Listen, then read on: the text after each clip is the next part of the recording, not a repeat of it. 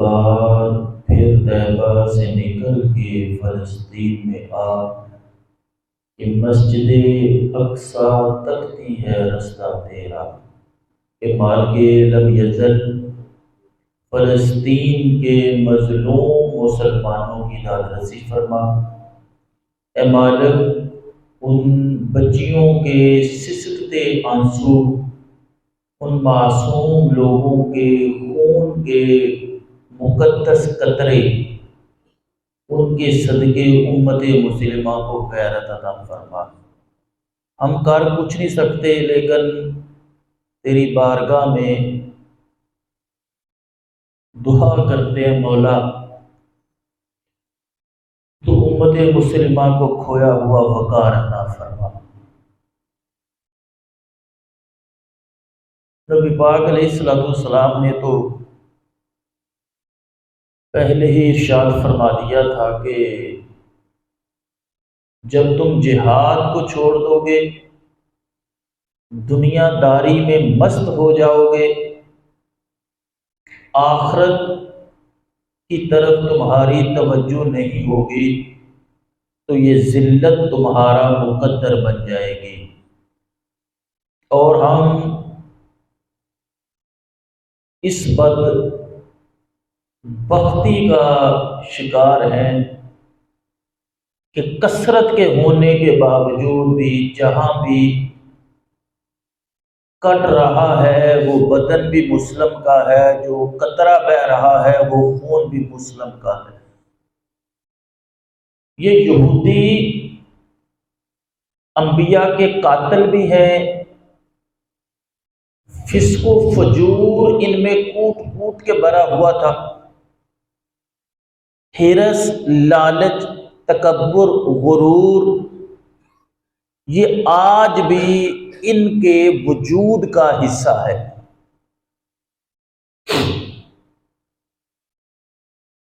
انہیں آج بھی فخر ہے کہ ہم انبیاء کی اولادوں میں سے ہیں،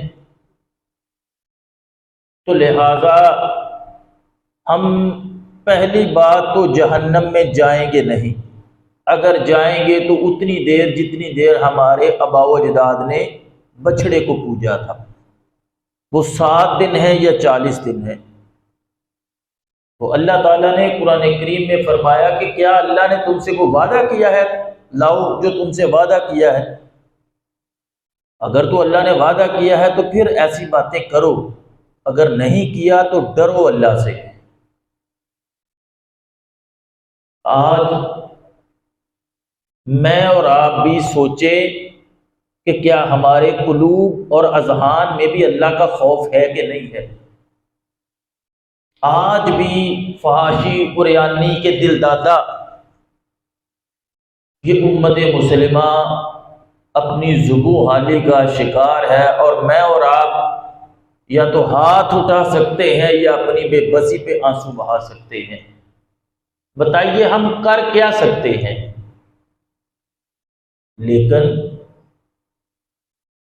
یہ چیزیں یکدم نہیں ہوا کرتی، آہستہ آہستہ ہوا کرتی ہیں۔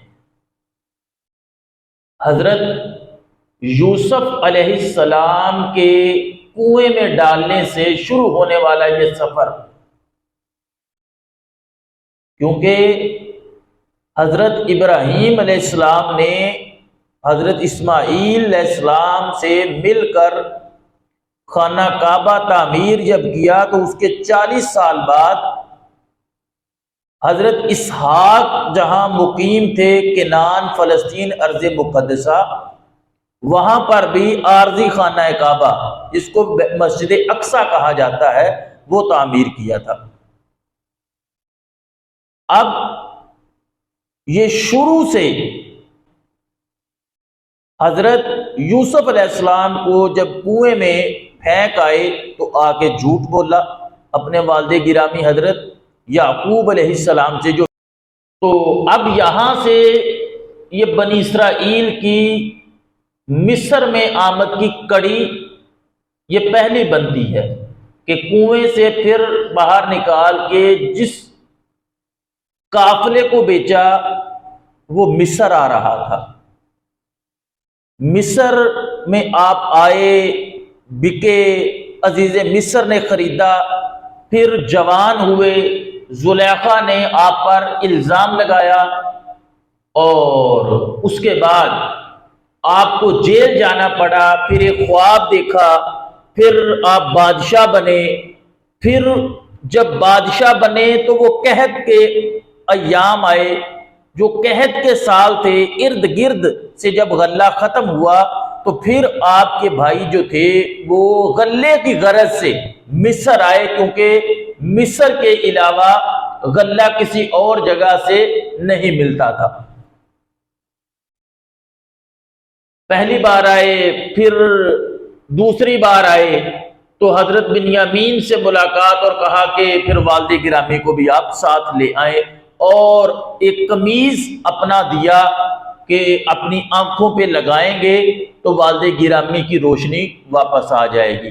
تو اس طرح حضرت یعقوب علیہ السلام اپنے بیٹوں کے ساتھ مصر میں مقیم ہو گئے۔ حضرت یوسف علیہ السلام نے قریباً 110 یا 20 سال کے قریب کم و بیش عمر پائی ہے، اور آپ کے انتقال کے بعد قریباً 125 سال، یعنی میں نے آپ کو پہلے بتایا کہ یہ کام آنن فانن نہیں ہوتے، 125 سال بعد حضرت یوسف علیہ السلام کے ان کو مصر میں عزت اور تکریم ملتی رہی، لیکن ان کے علماء حسد میں آ گئے، آپس میں یہ لڑے جھگڑے، ان کا وقار کم ہوا۔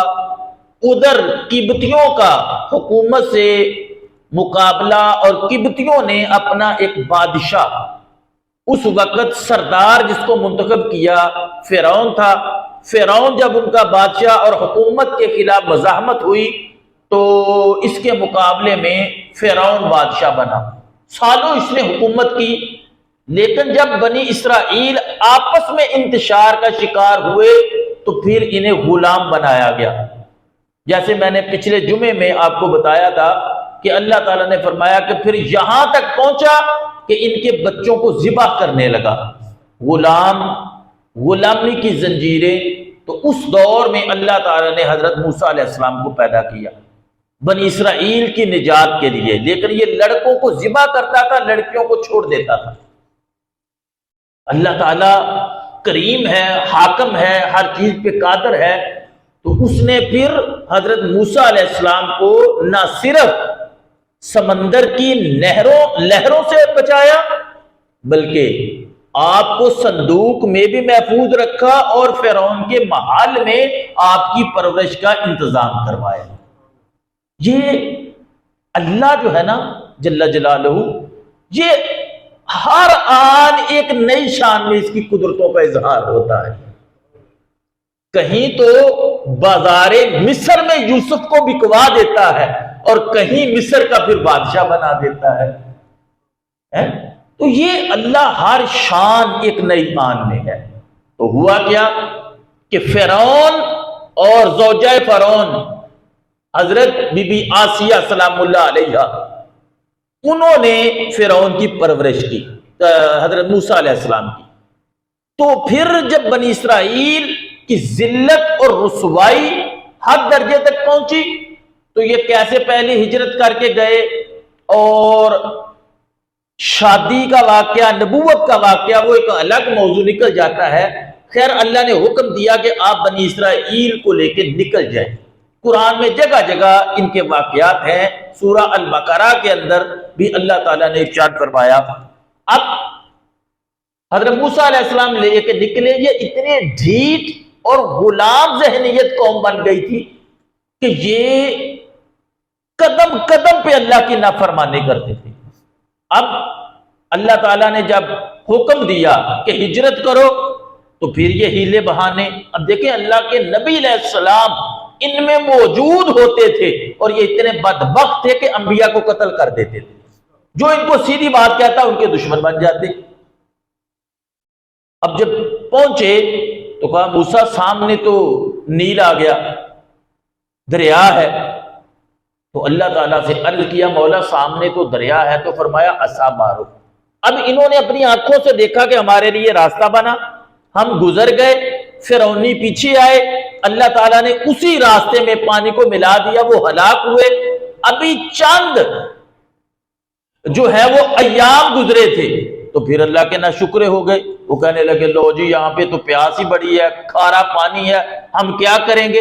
اب وادی تیہ کے اندر کی نافرمانیاں، وادی سینا کے اندر نافرمانیاں، طور سینا پر جب تورات لینے گئے پیچھے بچڑے کو پوجا بنا لی، اس کی پوجا کرنے لگ پڑے، اور ان کو گرمی لگی تو کہنے لگے موسیٰ ہمیں تو گرمی لگتی ہے، دھوپ ہے۔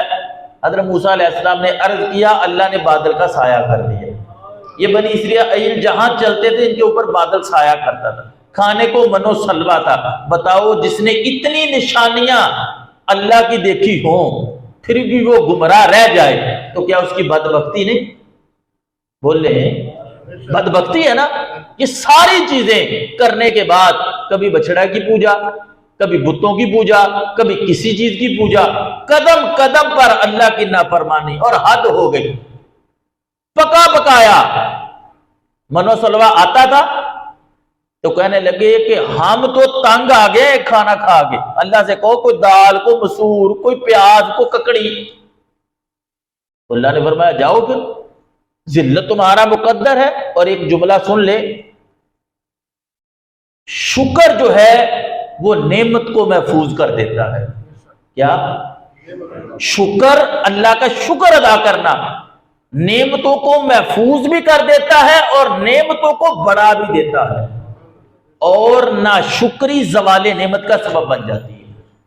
کوشش کریں کہ اپنے اندر پریکٹیکل شکر کو لے کے آئیں۔ ایک ہے کیا اللہ کا شکر ہے بس، ایک بس والا اللہ کا شکر ہے، ایک اتنی لمبی فہرست گنوا کے یہ بھی بیماری، یہ بھی بیماری، یہ بھی پریشانی، اور پھر یار اللہ کا شکریہ۔ ایک وہ شکر ہے، اور ایک وہ شکر ہے کہ بدن سارا کٹ جائے۔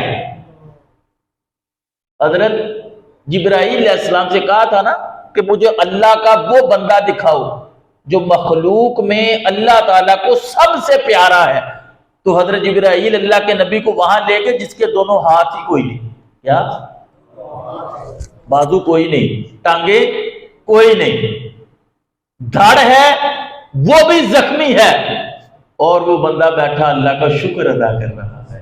یا اللہ تیرا شکر ہے تو نے ایمان کی دولت تو دی۔ ہم سارا کچھ ہونے کے باوجود ہمارے پاس شکر نہیں۔ میں اپنی مثال بھی آپ کو دے رہا ہوں، میں بھی آپ کے ساتھ ہی ہوں، میں کچھ زیادہ نہیں شکر کرنے والا، لیکن ڈرنا چاہیے اللہ سے۔ اللہ آج ہم جو پریشانی، مصیبتوں، آفات ہماری ملکی ہوں، بین الاقوامی ہوں، فلسطین ہو، بوسنیا ہو، چچنیا ہو، غزہ ہو، ہمارے ازدواجی معاملات، ہمارے معاشی معاملات، ہمارے اقتصادی معاملات، یا ہماری گھریلو زندگی، اگر ہم پریشان ہیں تو کوشش کریں کہیں ہمارا کنیکشن تو نہیں کٹ گیا۔ ایک ہے کہ میں ٹھیک ہوں، ایک ہے سوچنا، غور کرنا، تدبر کرنا، فکر کرنا کہ میں کہاں کھڑا ہوں۔ یا ایھا الذین آمنوا اتقوا اللہ ولتنظر نفس ما قدمت لغد، وہ فکر آخرت والی غور۔ کبھی تقابل تو کرے، ہمارے یہاں بیٹھے کتنے بندے بیچارے بیمار ہیں، ان کو اندرونی بیماری ہے، کھا گئی، کوئی دل کا مریض، کوئی فالج کا مریض، کوئی لکوے کا مریض، کوئی کینسر کا مریض، کوئی شوگر کا، کوئی بلڈ پریشر کا، کوئی پتے کا۔ اب میں سوچوں کہ میرے ارد گرد اتنے بندے بیمار ہیں، اگر اللہ نے مجھے اس بیماری سے محفوظ رکھا ہے تو کیا یہ اللہ کا مجھ پہ کرم نہیں؟ کیا اللہ کا فضل نہیں؟ اور اگر میری اولاد میری نافرمان ہے تو میں سوچوں یہ بھی اللہ کا عذاب ہے۔ میرے پیسے میں برکت نہیں، یہ بھی اللہ کا عذاب ہے۔ ہم سمجھتے ہیں کہ شاید اوپر سے آگ آئے گی ہمیں کھا جائے گی، یا کوئی کوڑا آئے گا ہمیں لگے گا۔ بھائی ہم پر بھی اللہ کی رحمت ہے، یہ بھی ہم دیکھ سکتے ہیں، اور ہمارے گناہوں کے سبب اگر ہم عذاب میں مبتلا ہیں تو پھر ہمیں اس کا تدارک توبہ سے کرنا چاہیے، آنسو سے کرنا چاہیے، گریہ سے کرنا چاہیے، اللہ بڑی جلدی مان جاتا ہے۔